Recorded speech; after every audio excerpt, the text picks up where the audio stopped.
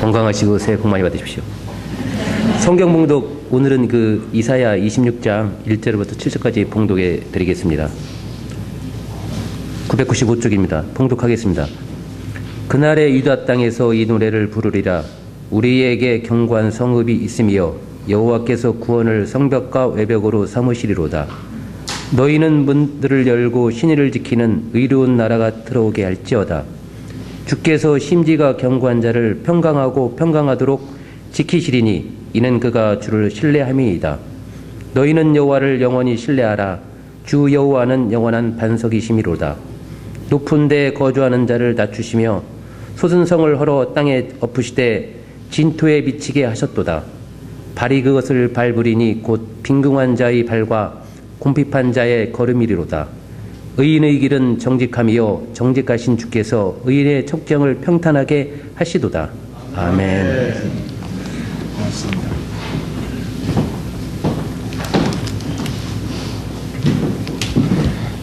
지금은 서점에 가면 굉장히 좋은 책들이 많습니다.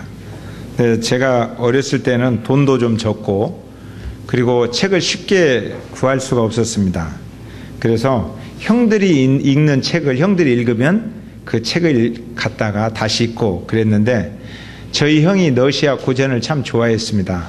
그래서 톨스토이의 부활, 전쟁과 평화, 도스토예프스키의 죄와 벌, 까라마조프의 형제들, 이런 책들을 형이 많이 읽었어요. 저도 덕분에 초등학교, 중학교 시절에 이런 책들을 다 이해하지 못하면서도 읽을 수 있는 기회가 있었습니다. 그리고 거기에 있는 문장이 몇 개 좋아서 제가 친구들에게 편지 쓰면서 그 문장을 좀 인용했거든요. 근데 인용한지 모르고 너는 문학소년이다. 제가 이런 이야기도 많이 들었어요. 그때 톨스토이 그 책을 보면 그분이 사랑하는 자만이 살아있는 것이다 이런 이야기를 했어요. 사랑하는 자만이 살아있는 것이다. 그러니까 사랑할 수 없으면 그 사람은 살아있는 것도 아니다. 도스토예프스키는 비록 행복이 없다 해도 너가 사랑할 수만 있다면 얼마든지 인생을 살아갈 수 있다. 사랑할 수만 있다면. 사랑 없는 자는 감각도 없는 자다 이런 이야기를 했어요. 사랑이 없는 자는 감각도 없는 자다. 이런 문학가나 또 사상가는 이 사회의식이 본래 강합니다. 그래서 그 사회에서 정부와 많이 싸우기도 하고 좌파라고 이렇게 저들은 좌파다 이런 이야기를 많이 듣죠. 도스토예프스키도 젊었을 때 이 정부의 잘못된 곳에 항의를 하다가 내란 음모다. 너는 내란을 일으키려고 했다. 그래서 많은 젊은 사람들이 체포되어서 한꺼번에 사형 언도를 받는 그러한 일들이 있었습니다. 그래서 사형을 집행을 당해야 되는데 그때까지도 참 여유가 있었어요. 그래서 사형 집행 당하는 날 이제 그의 글을 보면 이런 내용이 있습니다. 이제 5분 후면 나는 사형을 이제 집행당한다. 어떻게 시간을 사용할까? 이분은 함께 이렇게 살아왔던, 같이 잡혀왔던 동료들에게 우리의 인생은 헛되지 않았다. 우리는 부끄럽지 않는 삶을 살았다. 이런 인사를 나누는데 2분을 쓰겠다. 그리고 내 자신을 성찰해 보면서 나는 어떻게 내 삶을 살아왔는지 돌이켜보는데 2분을 쓰겠다. 그리고 내가 살아온 이 땅과 자연을 바라보면서 감사하다는 말을 하는데 1분을 쓰겠다. 그리고 죽어야지. 이렇게 고백을 합니다. 그래서 정말 이제 5분 전에 그 동료들에게 우리는 부끄럽지 않은 인생을 살아왔다. 그렇게 인사를 나눴어요. 그리고 이제 3분 남았잖아요. 근데 철커덩 하고 이제 탄창을 장전하는 소리가 들리는 순간 자기 자신의 삶을 성찰해 보기는커녕 두려움에 사로잡혔습니다. 죽는구나. 죽음의 공포가 밀려오기 시작했습니다. 너무너무 두려워서 아무것도 할 수 없었습니다. 그런데 기적이 일어났습니다.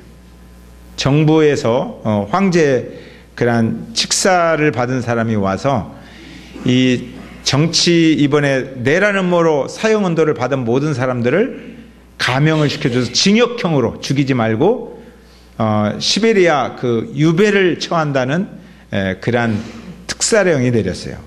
그래서 죽음 앞에서 살아났습니다.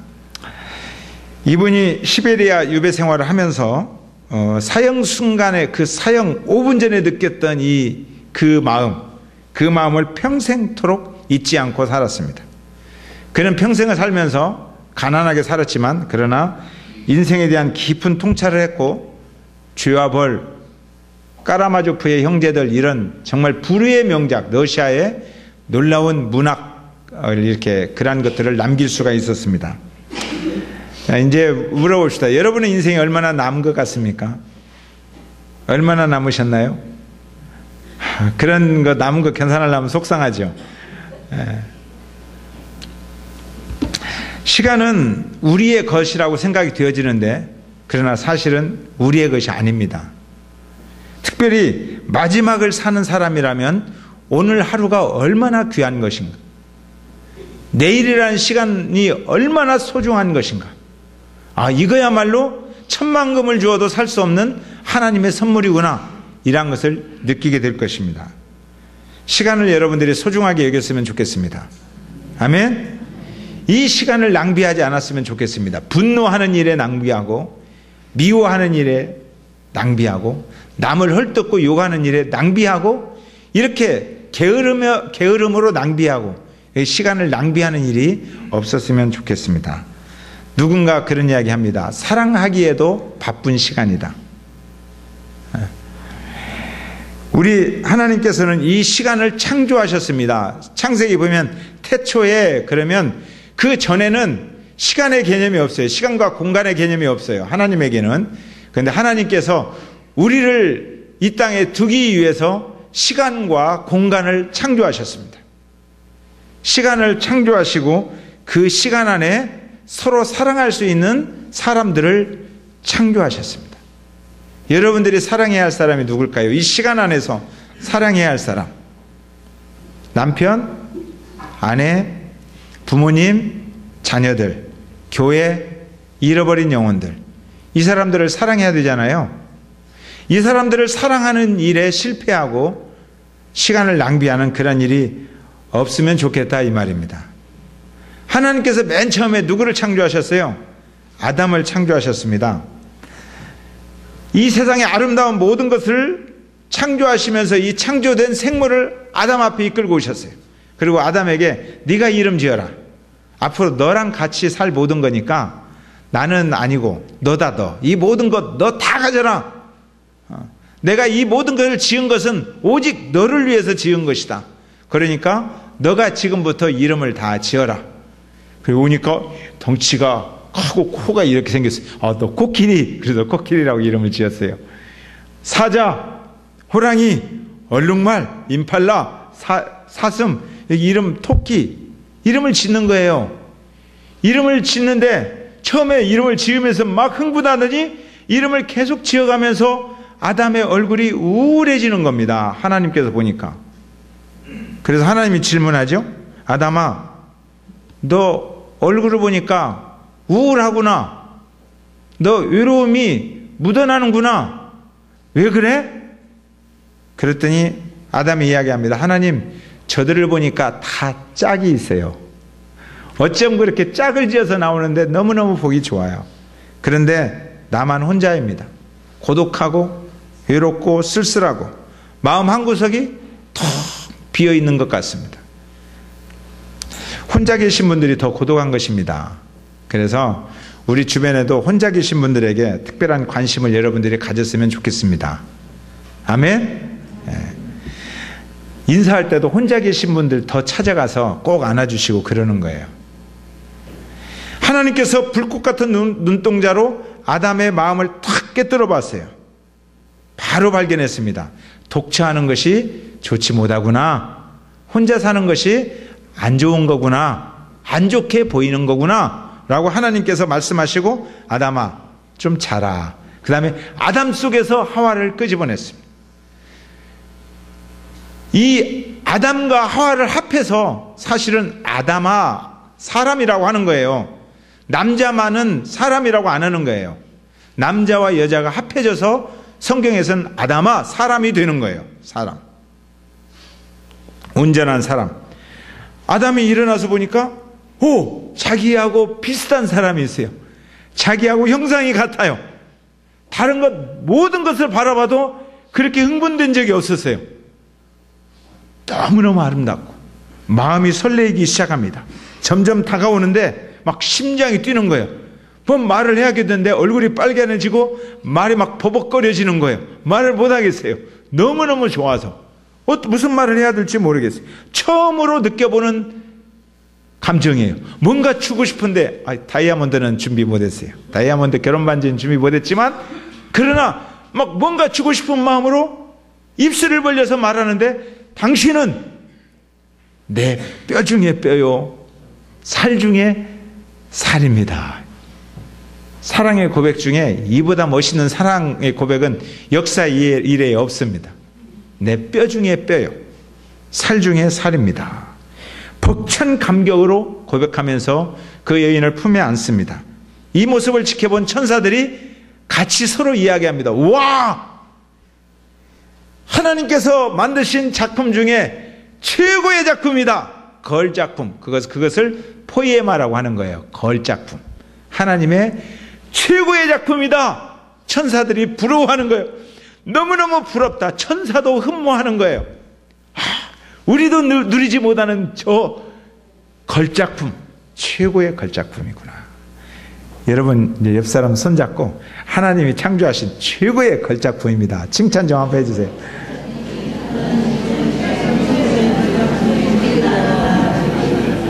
자, 저기 그 박물관에, 뉴욕 박물관이나 이런 데 가면요, 화가가 그린 아주 좋은 작품이 있어요.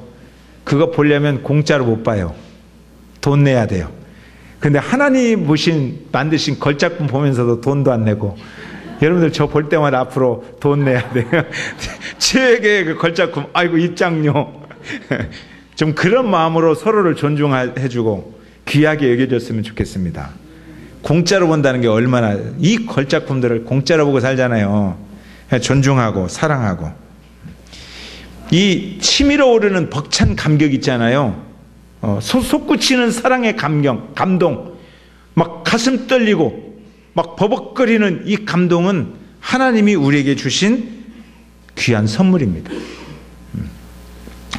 애굽의 총리 대신이 된 요셉이라는 사람이 있었잖아요. 요셉이 형제들 데려와라 했는데 마지막에 자기 친동생 베냐민을 데려왔어요. 베냐민을 보는 순간 성경은 이렇게 기록되어 있습니다. 눈을 바라보는 순간, 얼굴을 바라보는 순간 막 마구 치밀어 오르는 형제의 정을 억누를 수 없어서 울 곳을 찾았더라, 이렇게 기록되어 있어요. 치밀어 오르는, 억누르지 못하는 이 벅찬 사랑의 감격, 이거 하나님이 주셨다 이거예요. 하나님이 주셨어요. 이 사랑의 감동, 저는 여러분을 바라보는 것이 좋습니다.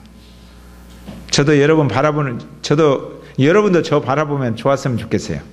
서로 바라보면 좋아서, 바라보면 좋고, 생각하면 더 좋고, 생각하면 그런 노래 있잖아요. 그대 내게 행복을 주는 사람. 내게 행복을 주는 사람이었으면 좋겠어요. 더 나아가서 좀 만나면 더 좋고, 함께 식사하면 더 좋고, 그런 시간들, 이거 하나님이 주신 마음입니다. 그래서 저도 여러분과 함께 그런 시간 갖는 거 너무너무 좋습니다. 자, 솔로몬의 재판, 유명한 재판이 있어요. 아기를 낳았어요, 두 여자가. 근데 한 여자가 잘못해가지고 아기가 숨을 거두었어요. 그러니까 옆에 있는 아기를 즉시 갖다가 자기 옆에다 놔뒀어요. 근데 알아요, 즉시 엄마는. 둘이 싸워요. 그래서 솔로몬에게 갔잖아요. 지금 같다면 바로 DNA 검사하는데 그때는 과학이 없잖아요. 그러니까 솔로몬이 야, 둘로 나눠서 그냥 주어라 그랬어요. 그 순간 성경은 그렇게 기록되어 있습니다. 진짜 엄마가 순간적으로 자기 아들에 대한 모성애가 불타올라서, 모성애가 불타오릅니다. 솟구치는 사랑이 있어서 그 아이를 밀어내면서 왕이여 저분에게 이 아이를 주세요. 사랑 때문에 불타오르는 사랑, 그녀의 마음속에 끓어오르는 사랑이 용솟음 쳤습니다. 이렇게 우러나오는 사랑을 긍휼이 넘치는 사랑이다 이렇게 말합니다. 올해 한 해 동안 여러분들에게 이러한 이 하나님 주신 벅찬 끓어오르는 사랑이 많았으면 좋겠습니다. 신약에도 그런 이야기가 있어요. 아들이 아버지의 말에 불순종합니다. 아버지가 너 이렇게 살아라 그런데 절대 자기 혼자 잘 살고 싶어서 아버지가 안 죽으니까 왜 아버지 안 죽어요? 그러면 아버지 빨리 죽어야 돈이 나오겠는데 안 죽어요. 그러니까 죽은 다음에 필요한 재산을 좀 달라고 재산을 가져가요. 하고 자기 뜻대로 살다가 열심히 살아보려고 방탕하려고 산 게 아니잖아요. 자기는 할 수 있다고 생각하고 이민 가서 막 자기 나름대로 최선을 다해서 전략을 짰어요. 그런데 다 망했어요. 그래서 아버지 집에 오잖아요. 근데 아버지가 달려가서 끌어안습니다. 그리고 뭐라고 고백해요? 내 아들이 죽었다가 다시 살아났으며 잃어버렸다가 다시 얻었노라. 이 끌어오르는 감동, 이 감동 하나님이 주신 감동이다 이거예요. 놀랍게도 사람들이 느끼는 이 감동 있잖아요. 이 감동을 비유로 사용하셔서 아버지의 마음을 표현합니다. 이게 아버지의 마음이다. 이 감동, 하나님의 형상대로 창조했는데 사실은 하나님도 이런 감동을 느끼는 분인데 이 감동도 너희들에게 주었다는 거예요. 이 감동. 이 감동을 통해서 하나님의 마음을 우리가 느끼도록 하나님을 경험하도록 하셨다 이거예요. 자, 이러한 감동의 관점에서 오늘 이제 말씀을 읽어보면 돼요. 1절 다 같이 읽어봐요. 1절 시작.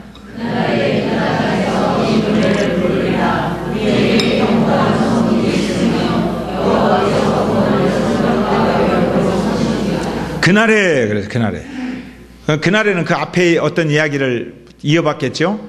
제가 그 앞에 있는 이야기들을 다 건너뛰었습니다. 왜냐하면 그날에 하기 전에 이 나라도 벌받을 것이다, 저 나라도 벌받을 것이다, 저 나라도 벌받을 것이다, 그런 이야기를 쭉 써놓고, 그러나 유다 너희들 찬송할 날이 온다는 거예요.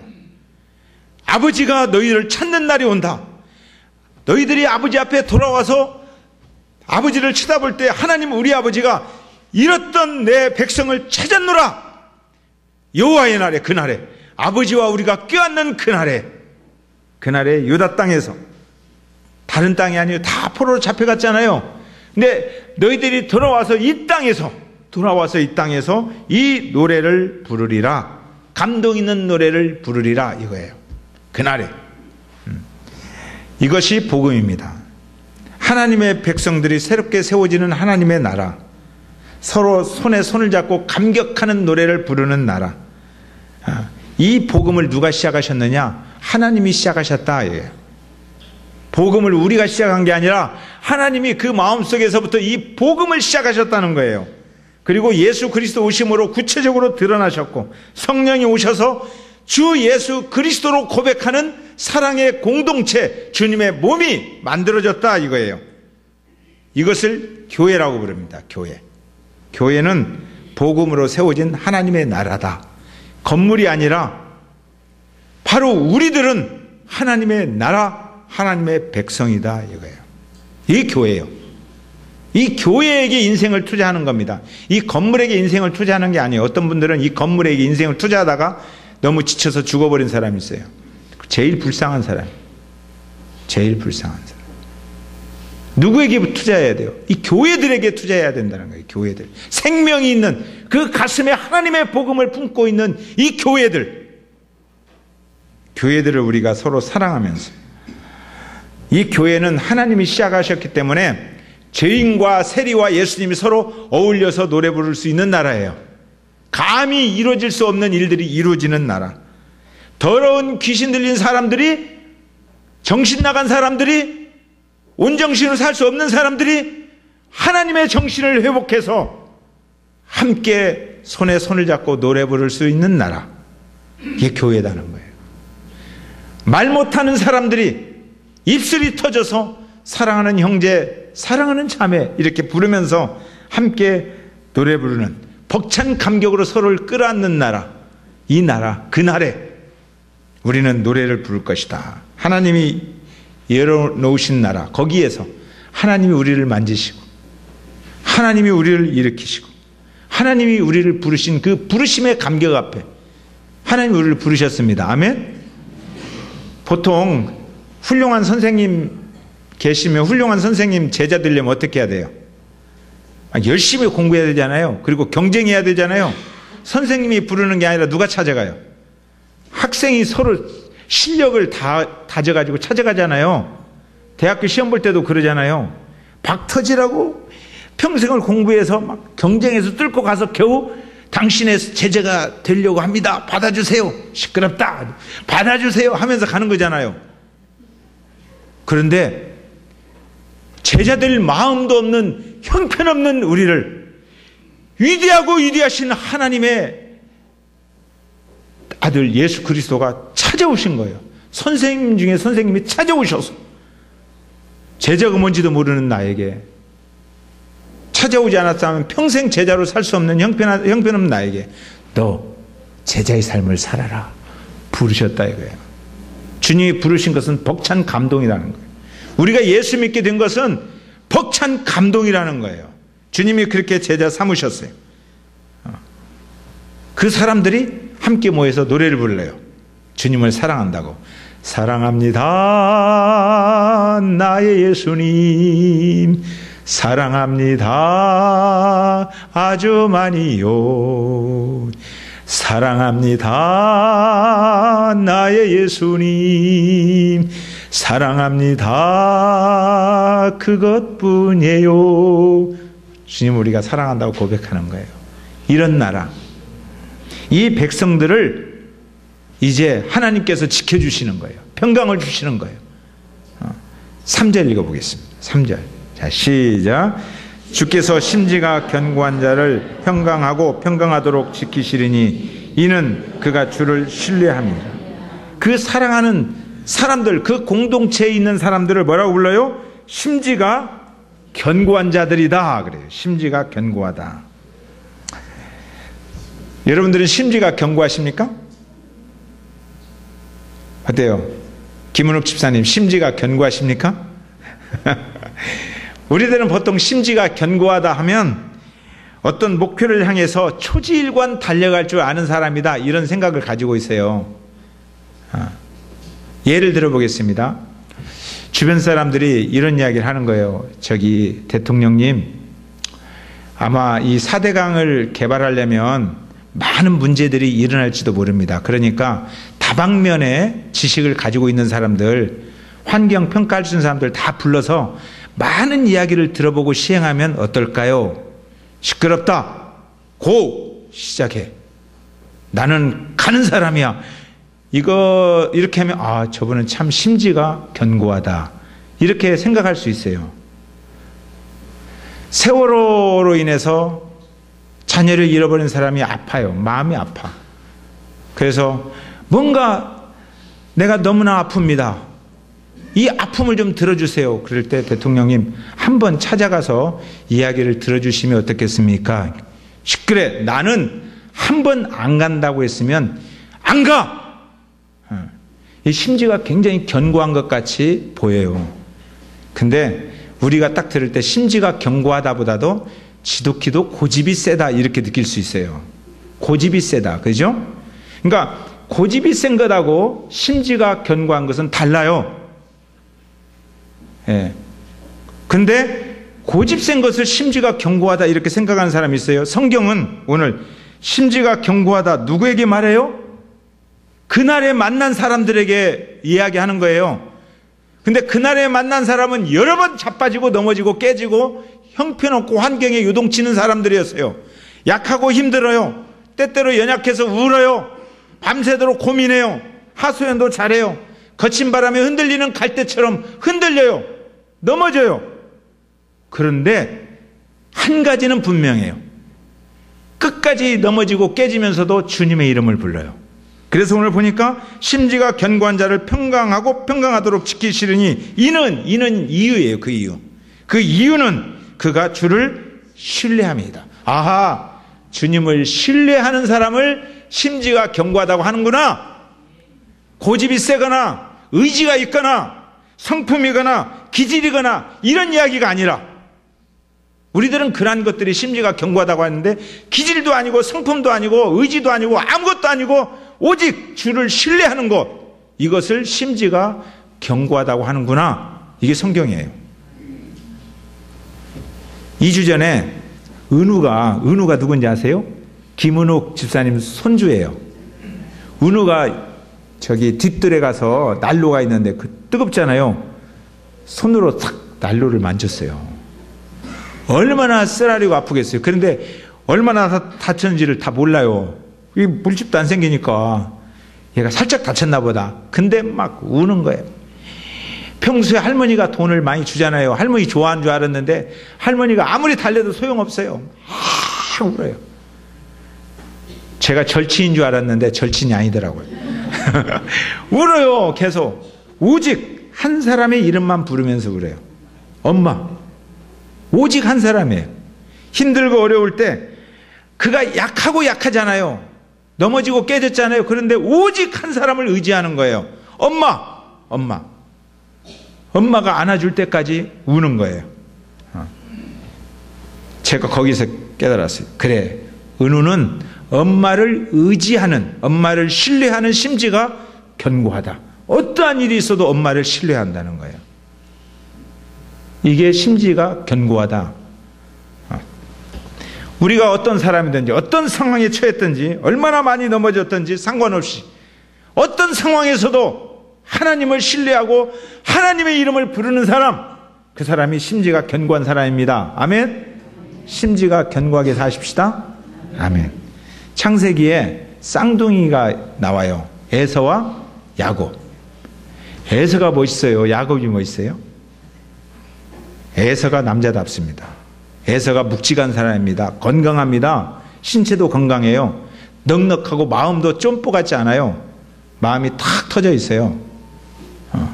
그리고 남자답게 살아요. 세상은 그런 사람 좋아합니다. 절대 야곱 같은 사람 좋아하는 여자 없어요. 남자가 야곱같이 꾀죄하고 거짓말 잘하고 속이고 눈치 잘 보고 맨날 남한테 사기당해. 야곱은 사기까지 당하잖아요. 자기 외삼촌한테 사기당하고 노동력 착취당하고 재산 착취당하고. 야곱은 그렇게 사는 사람이에요. 그런데 성경은 야곱의 심지가 견고하대요. 왜냐고? 도망다니면서도 넘어져서 깨지면서 야곱에게는 한 가지 딱 특징이 있습니다. 환경은 한 번도 야곱 편이 아니에요. 그런데 환경이 자기 편이 아니더라도 도망가면서도 베델의 하나님을 부르면서 약속했던 하나님을 부르는 거예요. 저에게는 하나님이 있다. 심지가 견고하다. 이거예요. 그의 아들 요셉도 마찬가지예요. 어린 청소년 시절부터 팔리고 노예가 되고 감옥에 가고 누명 쓰고 별별 이야기를 다 들어요. 환경은 한 번도 요셉 편이 아니에요. 근데 요셉은 항상 하나님을 놓지 않아요. 심지가 견고하다. 여러분들 심지 견고하시기 바랍니다. 어제만 심지 견고한 것이 아니라 언제까지요? 영원히. 그래서 4절 읽어보세요. 자, 4절 시작.